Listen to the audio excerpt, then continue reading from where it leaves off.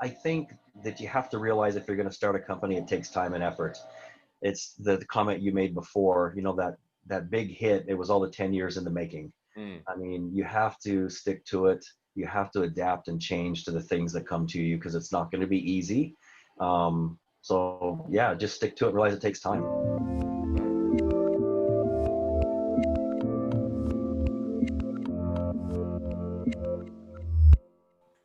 Hey everyone, this is Devin Miller here with another episode of the Inventive Journey. I'm your host, Devin Miller, the serial entrepreneur that has grown several businesses to 7 and 8 figure companies, as well as the founder and CEO of Miller IP Law, the patent and trademark law firm that focuses on helping startups and small businesses with their patents and trademarks. And today we have another great guest on the podcast, Greg McGregor. And just give you a quick intro. So Greg's journey started back in college when cell phones where people couldn't really carry them around. They were the bigger bricks, and then you had to created the pay-as-you-go system with prepaid cards, and gave up some to control. And companies went bankrupt, and then rebuilt and started an AI company and quantum computing and all a bunch of things and everything in between. Learned some good lessons. And with that much as an intro, welcome to the podcast, Greg. It's a pleasure to be here. Thank you. So I gave a little bit of an intro, but go now to dive a little bit deeper into your journey. So tell us how you got started and where it all started for you. Wow, you really brought me back to the beginning. I'd forgotten all about that. I guess there's been a lot of adventures and so forth. I think for me, in terms of my very first company and so forth was, yeah, back in the 90s with cellular, as you mentioned. There was a big problem with being able to roam with cell phones. There was people buying cell towers, and you'd have to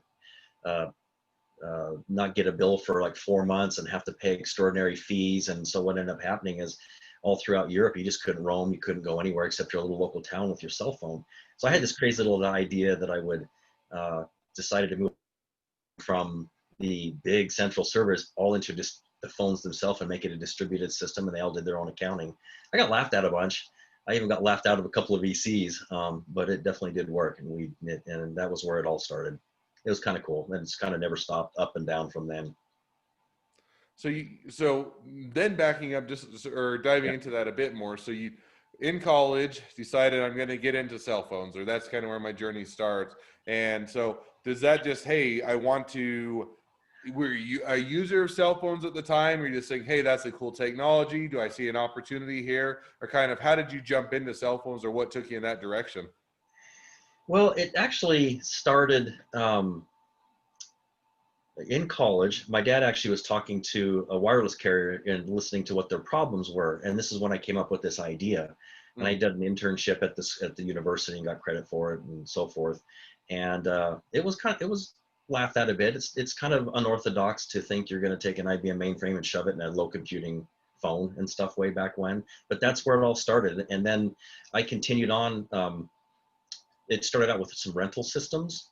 Was really the thing they wanted to do, was rent phones back then, and then it really diverged into a general expanse of prepaid wireless, use the money in your phone for stuff and things like that. So it's pretty cool.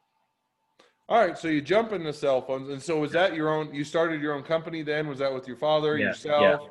yep. We partnered together and went ahead and did that. And it was called Telemac, Telephone McGregor. Okay. Yep.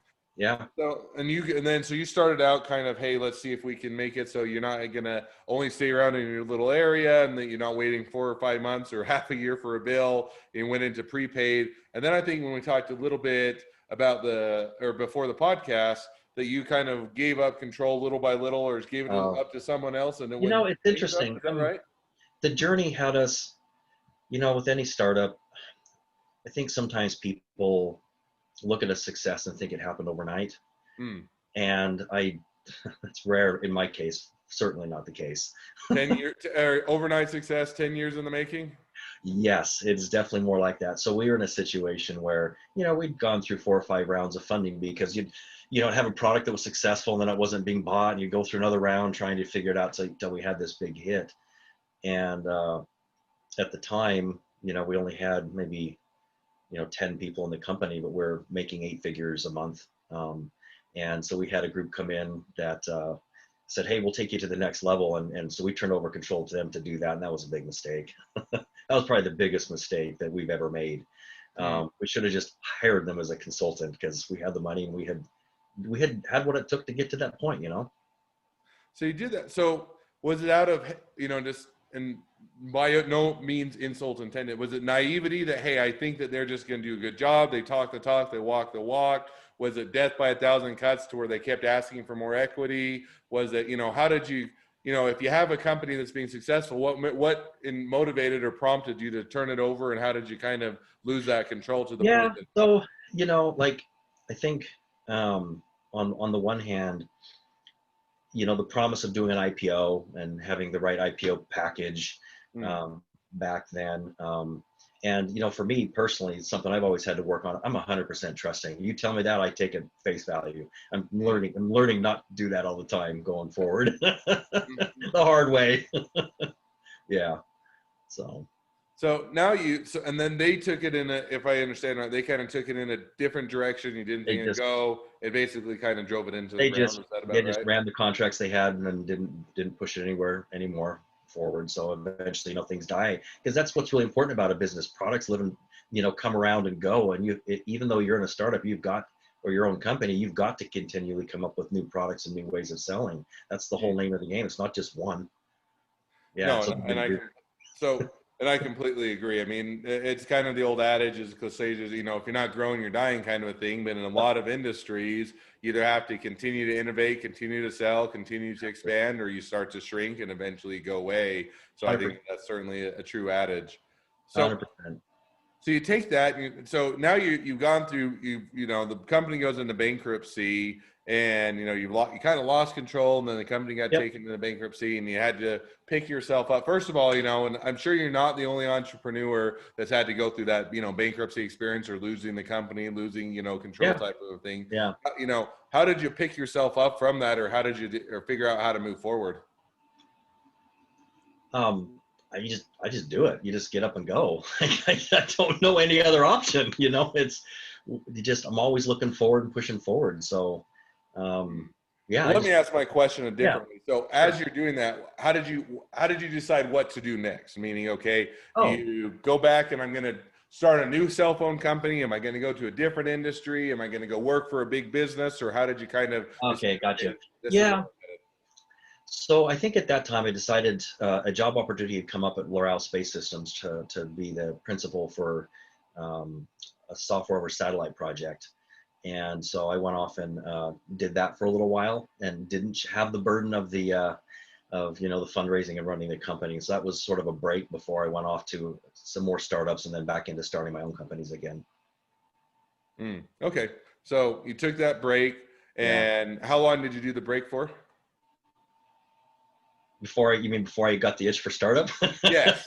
Sorry. To finish my question. Yes. How long did you take your break from startups before you went back to them? Probably about 1.5 years.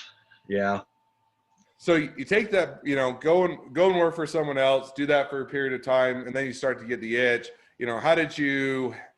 How did you arrive then? Okay, so you get the itch again. Was it just simply, hey, I hate working for big other people, or I like working for myself, or I like the freedom, or I like to set my own direction, or kind of when you say that itch, because different people, or is it just, hey, I think I can do this better, I can make more money? Because different people have different motivations for startups, right? Some of it is, I just love to invent. Others it is, I want to make a lot of money. Others it is, I think I can do it better, or I'm smarter than everybody else. So kind of what was that itch for you, or what motivated you to jump back into startups? I would say at that point in time, it would be a different answer than this point in time. But back then, there was the whole IPO craze and so forth as well around 2000. So I jumped back into some startups, went through one of the IPOs, and then went off with a group of people from the start, and then went off to actually start my own after that.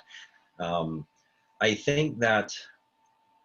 So that was one of the motivations then, but I think over my career and looking at it now, there's a lot of, I'm just not built that way. In bigger companies, there's a lot of process and things that are there to run something that some other inventor had come up with. And so they're just there executing. And I find that interesting. I'm more driven to find that thing that can then grow into a big company, if that makes sense. Hmm. I'm more attuned to see what needs to happen in the marketplace, go painstakingly try to pull it into the marketplace. But then I'm not as excited about having to run a big company. Mm. Yeah. So you decided, okay, so now we're move, so we move forward. You've got that itch. You say, I'm going to go do my next startup, my next thing. How did you decide what was that next opportunity, where you're going to go, and what you're going to focus on? Let's see, what was next?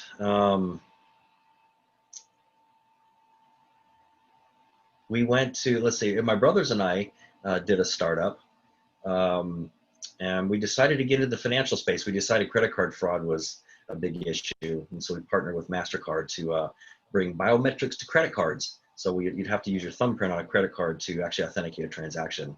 So we got that startup and we pushed that for a while. That was really fun. We got, MasterCard on board and things moving quite along for a good period of time there. It was a lot of fun. So it was a lot of fun. So did you keep with it? Did it grow? Is it still live today? Or, what happened as you Yeah. got it going? So we we actually had everything up and running, and we had to get a large investor, which we had on the hook to purchase the IP for the fingerprint sensors. And so we were negotiating a deal to get that. There's not very much IP around fingerprint sensors. And I'll tell you one thing, it all vanished the day that Apple bought it all for their iPhone. So that really put a big damper on what we had to be able to push that project forward. So it did not succeed. Yeah, Okay. And you unfortunately. brought up, if people have it as part of the journey, I'd love to talk IP, but certainly not the focus of it. But, Yeah. did you guys go in naively, not thinking you needed IP? Did you have your own IP and you got Oh, into a point it was David and Goliath, or, kind of how did that play that, kind of it got taken out from under you? gotcha. Well, so from back in our prepaid days and so forth, I mean, I had a lot of patents and they were litigated over. Some of the laws changed due to it. So I was very well aware that we needed IP. And I Mm, guess what I'm talking about, and so we did put our IP together, our patents and so forth for the biometric work. But the IP I'm specifically talking about is around, manufacturers of a thumbprint sensor itself. It was too big of an ask for us to do that at the time. So that was a piece we were buying as a component. So we were going to buy exclusive rights to the fingerprint sensors and buy it up, was our strategy. And Apple beat us to the punch. mm. And they went onto the iPhone. Opportunity missed could have been great, You know, right? but the thing is that's how it goes, right? I mean, you'll hit one, you'll miss one, you'll have a big win, and then then you'll move on to something else, and that's just the way it works. No, certainly agree. And there's always, you never know where the path's going to take you. And you have to decide where or how to pivot and adjust based on Yeah, what's thrown at you. So now, Apple comes along, sweeps up all the IP, and you're saying, hey, this is just getting too hard to maneuver. We're not going to likely be able to compete against yeah. them. So with that in mind, then what was the next part of your journey, and what did you do from there? Um, well, I had decided to at that point I had been at a number of places and have a lot of great engineers and so forth. So I decided to start a software development company to do custom software and take all the skill sets to build some other people's products. So I've been doing that for a good decade now, and having great success in the artificial intelligence world, for Fortune 500 companies and some startups. But that journey too, it took me from building mobile apps to websites and so forth. But we really hunkered down on our AI expertise and getting some success in the government space. And again, my personal itch has creeped up again, and so we're starting to we will be coming out with some products in that space, because I really do like the product revenue stuff as well. It's always a lot of fun to give birth to something. Okay. So that brings it now. I think when we talked a little bit before, you also went on to do internet over satellite. Is that right? Oh yeah, yeah, I forgot completely about that. Well, that was the IPO I was talking about. I went with a couple of guys down Silicon Valley to build a company called iBeam Broadcasting, and I had the experience from Loral Space Systems to try to build internet over satellite for streaming, uh, the streaming internet and streaming video and so forth. So we were at the time trying to push out streaming services to the edge, because you had DSL or things you couldn't get that streaming video. So it was a big streaming video company. Mm. Yeah, that was kind of fun. That was actually a lot of fun. was a blast. So you Yeah. did that, and what happened to that company? So is it, did They did, it they did still an around today? IPO. Is it growing, Yeah. get acquired, shut down, or what happened to Yeah. it? No, it went IPO, got acquired by, I think it was Williams Communications, and continued on. And I don't know what's happened since. Okay. Yeah. So Yeah. then you did that. So is it and on that one, so that one got acquired. Was it, hey, we've grown it to the point we'd like to get out, start something new? Was it, hey, we think this is too good of an offer to pass up? Or, when you get approached, did you guys seek out Yeah. the offer? Did they seek you, or how did that acquisition take place? I'm trying to remember. It's been a while. Um,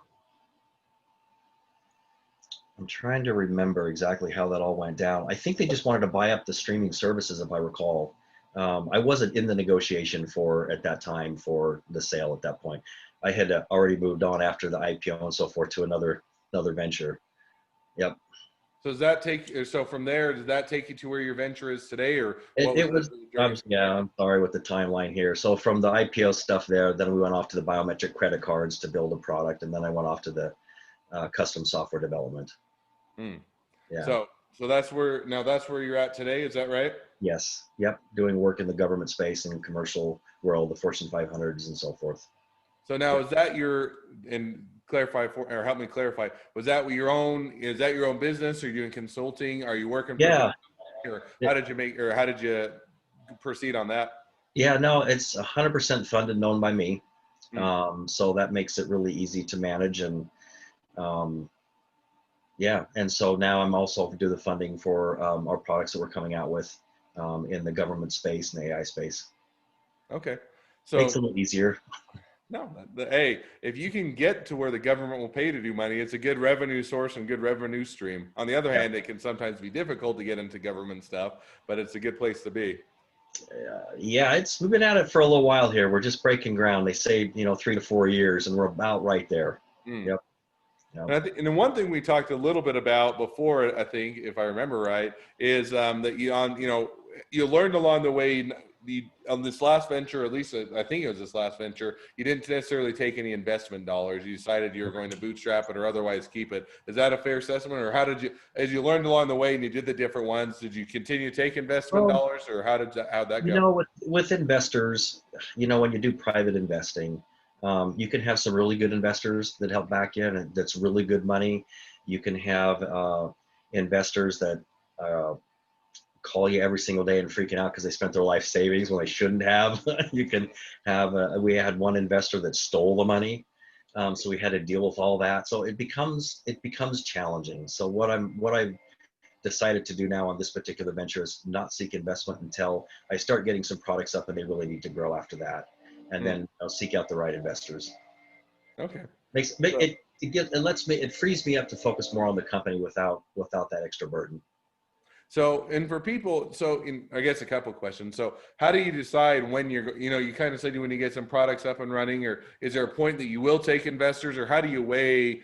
Because you kind of got competing interests, right? One hand, you'd love to Yeah. keep control of your own business, be able to not have anybody else tell you how to navigate or how to perform. And then Right. on the other hand, sometimes if you don't take investor dollars, it can handicap or hold the company back. So, how for you at least, you'll make that decision or weigh the options?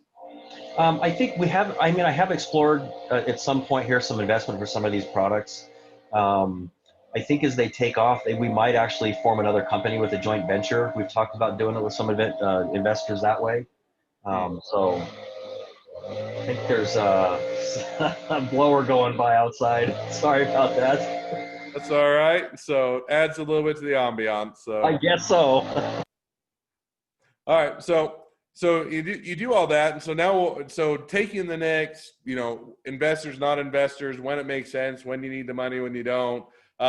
Take the next 6 months to a year, kind of as forward looking. Where do you see things headed for you?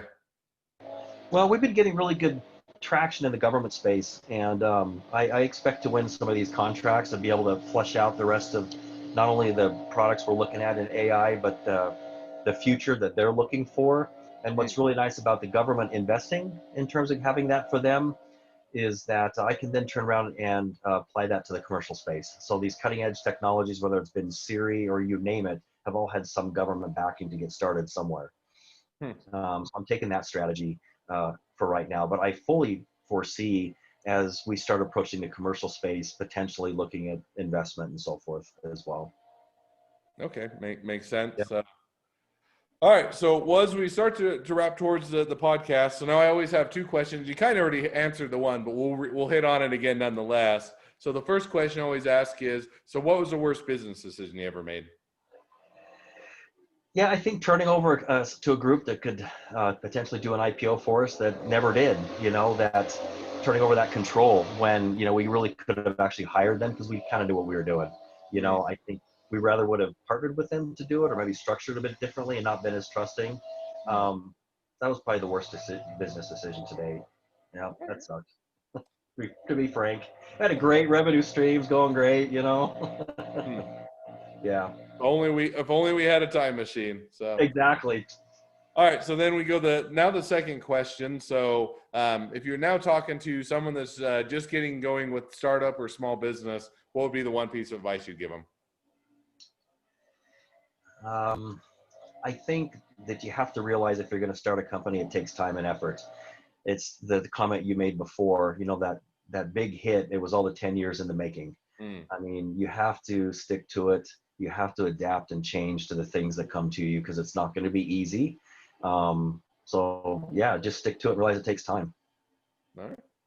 Great. And I think that is certainly a trait. If you're going to be a successful entrepreneur or going to make a career out of it, you have to be willing to stick to it, be willing to navigate it, pivot, understand that things aren't always going to go your way. And that's the only way. Otherwise, if you cave it the first time you hit a big roadblock, you're never going to make it. You never will. That's exactly what you have to do. If you get stuck on your idea and don't budge, you're done. So people want to reach out to you. They want to find out more about your story. They want to learn more about your services, how you do in the government. They want to invest in you. They want to become an employee of yours. Anything, everything in between. What's the best way to connect with you? info@brightappsllc.com is the best way to get a hold of us. That's monitored and someone will get back to you whether you're applying for a job, want a partner, or whatever. All right. Well, I certainly encourage people to reach out to the air and connect up. So, well, thank you for coming on the podcast. Enjoyed having you on. Now, for those of you that are have your own journey to tell and would like to come on the podcast, always feel free to go to inventivejourneyguest.com, apply to be on the show. And if you're a listener, make sure to click subscribe so you can get notifications when all the new episodes come out. And lastly, if you ever need any help with patents or trademarks, feel free to reach out to us at Miller IP Law, and we'd love to help you. Thanks, Greg. Thanks for coming on. Thanks for sharing your journey, and wish the next leg of your journey even better than the last. All right. Thanks a million. It's been fun. Thank you.